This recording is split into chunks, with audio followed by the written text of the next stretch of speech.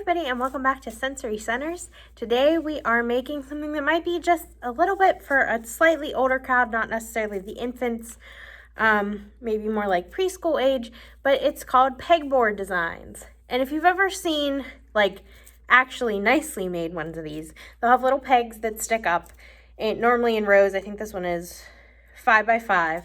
Sometimes they'll be bigger, they'll be 10 by 10 or whatever, but the posts go up and then you get a card that shows you how to make a shape with rubber bands or string or something on your pegboard.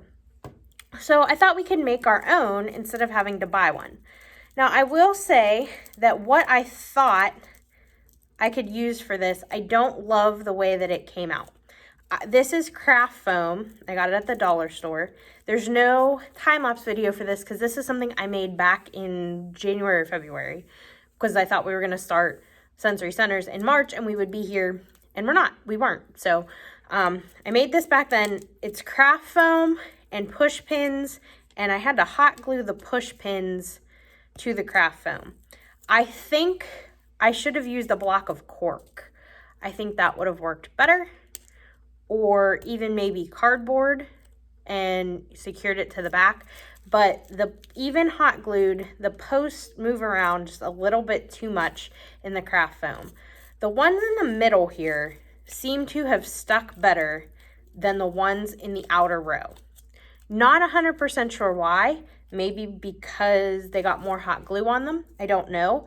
But you could make it like this. I don't think it's quite sturdy enough.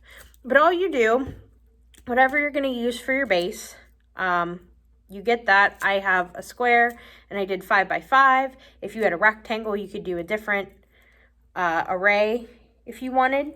It's up to you. The push pins I do think worked pretty well for the posts. I just don't like the way that they sit in the craft foam because, as you can see, like this one came right out. Even though I had it hot glued in, came right out. Because of that, it makes the actual activity part harder. So I would say maybe use cork and still push them in and still hot glue them so that they don't wiggle as much, but you're gonna have a better time than with the craft foam. Then what you do, if you have a card that has a triangle on it, I'm going to try to do this down on the table here. What the card shows you is like which post your rubber band should go over. Now, I've specifically picked these posts on this one because these are more stable than some of the other ones. So you might have a triangle, a circle, a diamond, a square, any kind of shape really. And the trick is that you have to look at the card and figure out how to make the shape on your pegboard.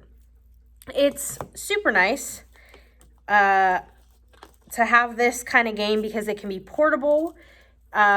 You can do all kinds of things with it, and there's not a lot of pieces, so there's not a lot of things to store.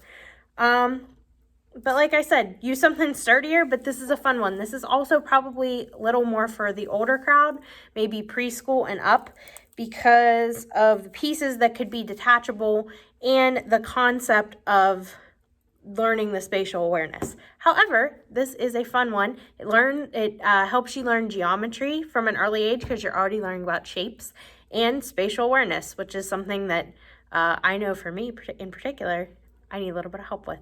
So hopefully you will make this at home, and if you try different materials for your bottom or you come up with different things to use for your pegs, let me know, because this one's probably not going to last very long, but I still like this idea, so I'm probably going to make a different one with different stuff for when we can come back and be together at the library again. So let me know what you come up with. Hopefully you are enjoying your summer vacation, and we can't wait to see you back at the library soon. Have a good day.